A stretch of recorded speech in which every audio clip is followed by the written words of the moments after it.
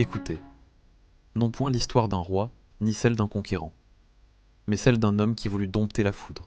Il se nommait Nikola Tesla, enfant fragile, esprit flamboyant.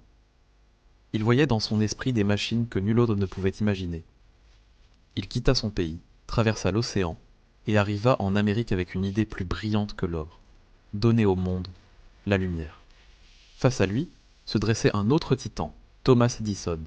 L'un croyait au courant continu, l'autre rêvait d'un courant alternatif.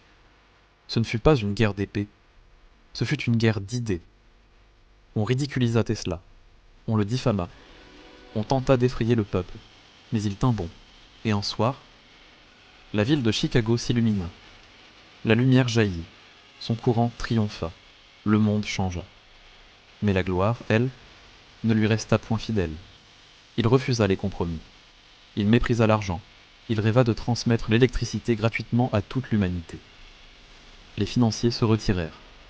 Les soutiens s'évanouirent.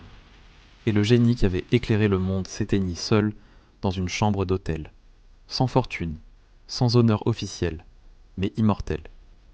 Car aujourd'hui encore, chaque ampoule qui brille, chaque ville illuminée, porte l'empreinte silencieuse de son esprit. Ô monde étrange, tu célèbres les marchands et oublies les visionnaires. Mais retiens ceci, ce n'est pas toujours celui qui gagne l'argent qui change l'histoire. Parfois, c'est celui qui ose rêver plus loin que son époque.